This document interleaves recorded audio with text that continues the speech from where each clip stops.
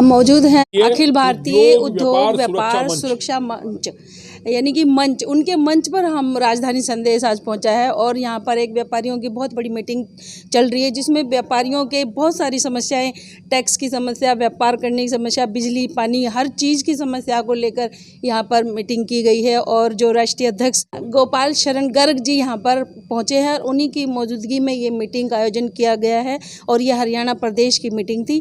हम उनसे चर्चा करते हैं कि आज यहाँ पर जो व्यापारी है, व्यापारियों के किन किन मुद्दों को यहाँ पर जो चर्चा में शामिल किया गया है और उनकी समस्या के लिए क्या रास्ते आगे संगठन निकालेगा, उसी पर बात करते हैं। अखिल भारतीय उद्योग व्यापार सुरक्षा मंच पूरे देश के 28 प्रांतों में हमारी शाखाएं हैं। हर जिला स्तर पर हमारी शाखा है।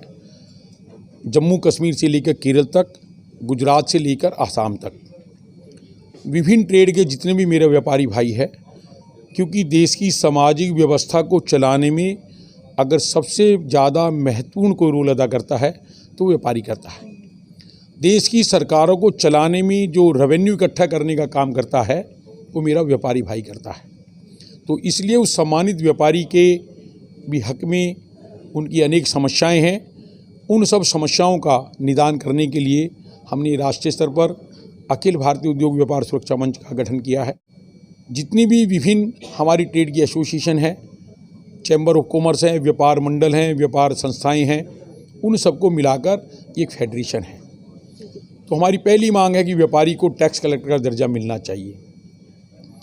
जैसे मेरे किसान भाई के खेत में सूखा पड़ जाए, बाढ़ आ जाए, ओला पड़ जाए, सरकार मुआवजा देती है, ऐसे ही हमारे किसी भी व्यापारी की दुकान, गोदाम, फैक्ट्री में अगर बिजली के शॉर्ट सर्किट से आग लग जाए, दंगे में दुकान लूट जाए, चोरी हो जाए, डकैती हो जाए, बाढ़ का पानी घुस जाए, ऊपर से बिजली गिर जाए, उस सम्मानित व्यापारी का सामूहिक बीमा होना चाहिए, उसको तुरंत मुआवजा मिलना चाहिए, क्योंकि हम भी इस देश के नागरिक हैं।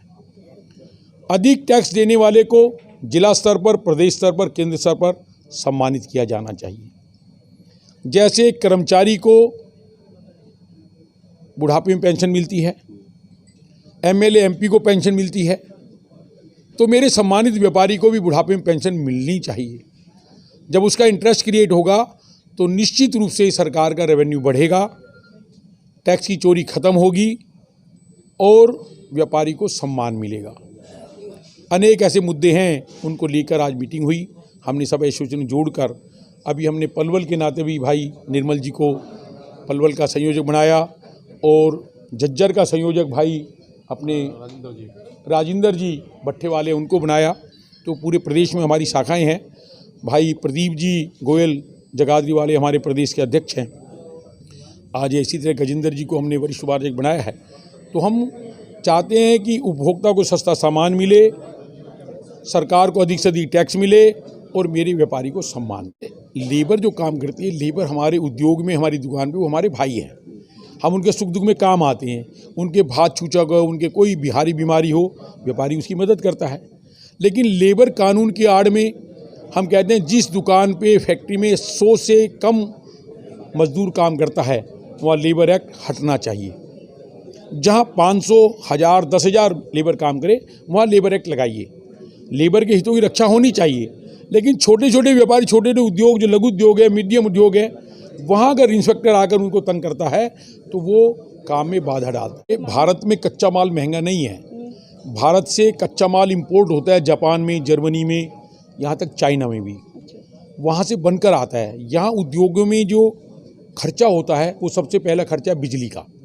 चाइना में बिजली 3 रुपये यूनिट मिलती है उद्योगों को, व्यापारी को बहुत सस्ती बिजली मिलती है। हमारे यहाँ बिजली मिलती है 7.5 रुपये से लेकर 10 रुपये यूनिट तक, और उसके बावजूद भी व्यापारी को हरेसमेंट करने के लिए गलत बिल आते हैं, जिनको ठीक कराने के लिए उनको दफ्तर के चक्कर लगाने पड़ते हैं। सरकार अपनी कमी को रोकने के लिए व्यापारी के ऊपर नाजायज़ रूप से एक प्रेशर बनाती है कनेक्शन काटने के नाम का।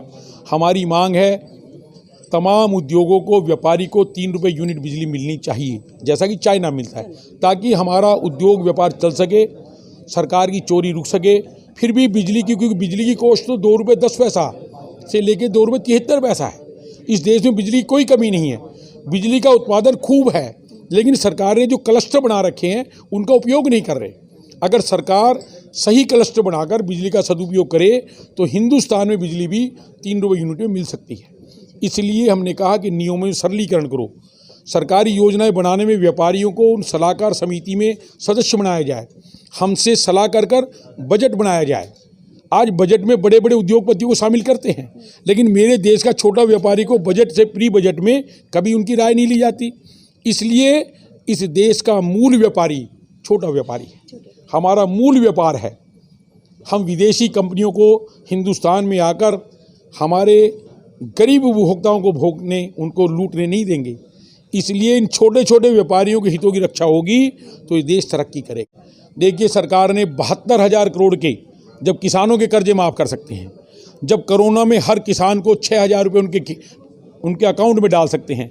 कोरोना में मेरा जो छोटा व्यापारी परेशान हुआ, उसको बैंक के लोन का ब्याज भरना पड़ा, उसको बिजली का बिल भरना पड़ा, उसको दुकान की किराया भरना पड़ा, उसको अपनी लेबर को पेमेंट देनी पड़ी।